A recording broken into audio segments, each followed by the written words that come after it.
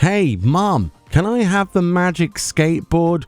No, you already have a magic skateboard. Magic skateboard at home. Okay, so the Chinese Final Fantasy XIV mobile got an update to 2.1.0. They put a preview website out with a bunch of banner art. Basically, it features a lot of new content to the game. As you can see, there's Good King Moogle, there's the Leviathan battle, Ramu, for example, and also PvP, which is a pretty cool update.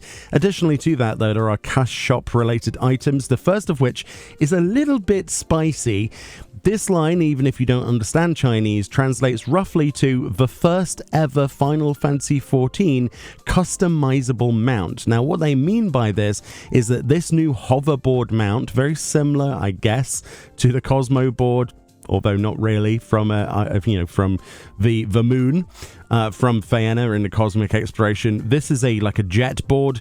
It has like an action button to do flips and tricks, but it is also a DYABLE mount. This is something a lot of people have wanted in the base game Final Fantasy XIV for a very long time, and it looks like the mobile version, or at least the Chinese mobile version, is the first version of Final Fantasy XIV that gets a DYABLE mount. Yes, I am aware that you can change the color of chocobos, of course, obviously, making them eat specific nuts in specific orders and following calculators online to get whatever color you want of your chocobo. That's fine, but this is essentially have dye in inventory, apply to mount, that's it, basically.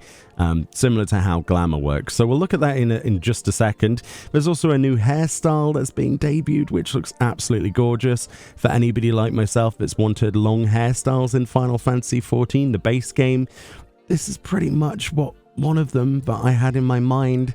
We'll have a look at that in more detail, and there's also the Fat Cat outfit. So let's stop looking at this. Let's go and emulate and look at the Chinese version of the mobile game. Okay then, so here we are on the Chinese mobile version of Final Fantasy XIV. There you can see the Fat Cat outfit. The real thing though is this is the mount in question, and this is actually the music in the background playing. This is the mount music for this mount. It's pretty amazing looking, actually, and as you can see, it sort of folds out as you're getting on it. They actually have a little bit of a trailer for this. Obviously, I'm not going to give a Chinese company my money, directly, because I don't know how I would even do that, and I don't know if I would actually manage to make that sort of transaction. But it looks pretty amazing, actually, doesn't it, on this video? I am pretty jealous of this, honestly. Again, it is not just another cosmic sort of hoverboard, but it's so much cooler. It really is so much cooler. I don't know if this is to do with, oh, look what the global version has, but we can do it better, that kind of thing.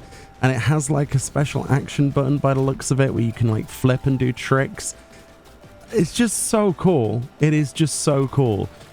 This is like, oh man, I've wanted something like this for a long time. It just seems like the mobile version is actually getting way better and cooler stuff than the base game. I really hope that Square Enix looks at this and goes, Lightspeed actually knows our player base.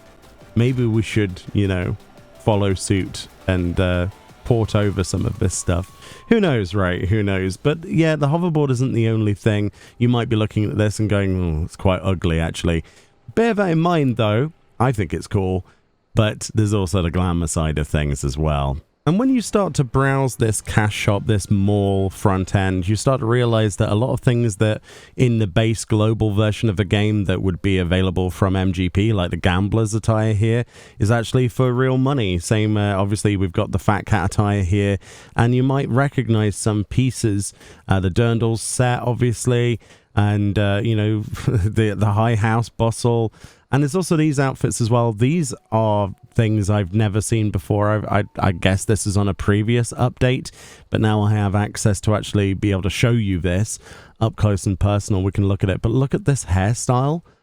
It's like a two-tone hairstyle with like elements. it's very, very cool. And one of the coolest features about the mobile version in terms of the hairstyles is the customization of the hairstyle. So normally you're restricted to having whatever the hairstyle comes with. There are several hairstyles in the base game in the global version where there are beads or adornments like on that one that you just can't turn off, but you can turn them off on the mobile version. So yeah, this is a hairstyle that we don't have in global version Final Fantasy XIV, neither do we have this one, but you can turn off the different elements. Oh man, I am pretty jelly of this right now. Yeah, I had to share some of this with you. And then I started looking at some of the outfits as well. And the actual outfit comes with toggleable sections as well. So like if you want different variants of things, like if you want an underskirt, sort of like a set of trousers, basically, you can have those separately. There are like different pairs of boots. So if you wanted to go with boots or sandals, you totally can. And yeah, it just seems like there are obviously more options, and that's without going into the dye system, which has more than 2 palettes, obviously. We looked at that before, but my goodness, just the choice. You know, I know it's a cash shop item, but as far as I know, a lot of the customization applies to like all of the stuff in the mobile version, especially when it comes to dyes and things. It's just cool to be able to have this front end. It's less cool that there are items that would be normally in the global version obtainable in the game, but they're on the store. So, you know, it is microtransaction hell, to be perfectly honest. Of course, it's not pay to win stuff, but it is very, very, very heavy pay to glamour by the looks of it. That's at least my first impressions. But yeah, there's some really, really cool stuff on here. Stuff that we've seen, like the Best Man set and the Bridesmaid set, Moogle set, look. This one is kind of an amalgamation of the air cell attire. I was really surprised by this. So there's actually 2 variants of the top. There's one with the hood up and one with the hood down, but they've had it as 2 separate pieces of gear. I really wish several pieces in the game had toggleable or multiple pieces as a part of them with different variants so that you could switch between having the hood up and down.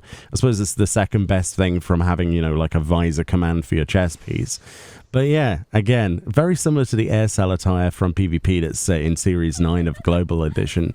And then you've obviously got the Magitech stuff and the Peacock attire, starting gear, sailor outfit, Highland set. They really have just gone, right, what are the sets that people would want to pay money for from the base game? And then they've put a price sticker on them. So this is the sort of thing you could probably expect to see in, you know, the global version of the mobile game. Whenever that comes out, of course, right? We still have no idea. There's still no set date for that. It does seem to have been a little bit quiet on that front recently. I don't know if you've noticed.